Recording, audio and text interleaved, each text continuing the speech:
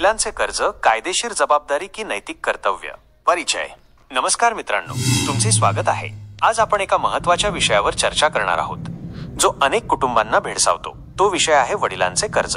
जेव्हा वडील आपल्या कुटुंबासाठी कर्ज घेतात, तेव्हा ते कर्ज फेडण्याची जबाबदारी कोणाची असते? ती कायदेशीर जबाबदारी असते की नैतिक कर्तव्य? भाग 1. कायदेशीर दृष्टिकोन. कायद्यानुसार जबाबदारी. जर वडिलांनी त्यांच्या वैयक्तिक नावाने कर्ज घेतले असेल आणि मुलाने सहहस्ताक्षर किंवा जामीनदार म्हणून स्वाक्षरी केली नसेल, तर मुलगा कायदेशीररित्या ते कर्ज फेडण्यास जबाबदार नाही. हिंदू वारसा कायदा 1956 नुसार वडिलांच्या मालमत्तेचे वारसदार मुलगे, मुली, विधवा पत्नी त्यांच्या मालमत्तेच्या मूल्याच्या मर्यादेत कर्ज फेडण्यास जबाबदार असतात. हिअर अँड रिस्पॉन्सिबल या तत्वानुसार वारसा हक्क स्वीकारणाऱ्या व्यक्तीला कर्जाची जबाबदारी घ्यावी लागते. मुलाला वडिलांची मालमत्ता नाकारण्याचा अधिकार आहे, ज्यामुळे तो कर्जाच्या जबाबदारीतून मुक्त होऊ शकतो. अपवाद आणि विशेष परिस्थिती. जर मुलाने कर्जासाठी सहहस्ताक्षर किंवा जामीनदार म्हणून स्वाक्षरी केली असेल, तर तो कायदेशीररित्या कर्ज फेडण्यास जबाबदार आहे.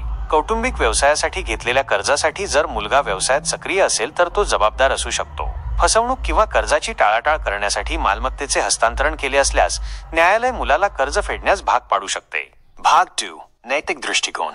सामाजिक अपेक्षा. भारतीय समाजात वडिलांचे कर्ज फेडणे हे कुटुंबाचे कर्तव्य मानले जाते, ज्यामुळे कुटुंबाची प्रतिष्ठा राखली जाते. मान सन्मान. काही लोक वडिलांच्या सन्मानासाठी आणि स्वतःच्या समाधानासाठी कर्ज फेडतात. आर्थिक क्षमता. आर्थिकदृष्ट्या सक्षम असल्यास कायदेशीर बंधन नसले तरी कर्ज फेडणे योग्य मानले जाते. भाग 3. वास्तविक जीवनातील उदाहरणे. शेतकऱ्याचे उदाहरण. कर्जामुळे आत्महत्या केलेल्या शेतकऱ्याच्या मुलाने ग्रामस्थांच्या मदतीने कर्ज फेडले. व्यावसायिकाचे उदाहरण. वडिलांच्या निधनानंतर कर्ज नाकारणाऱ्या मुलीला न्यायालयाने फक्त दुकानातील मालमत्तेवर दावा करण्याची परवानगी दिली. भाग 4. कर्ज व्यवस्थापन आणि टाळण्याचे उपाय. वसियत तयार करणे. वडिलांनी वसियत तयार करून कर्जाची माहिती देणे आवश्यक आहे. विमा योजना. जीवन विमा योजना कर्जाच्या बाबतीत आर्थिक सुरक्षा प्रदान करते. मालमत्तेची नोंदणी. मालमत्तेची योग्य नोंदणी आणि वारसदारांची माहिती कर्जाच्या जबाबदाऱ्या टाळण्यास मदत करते. भाग 5. निष्कर्ष.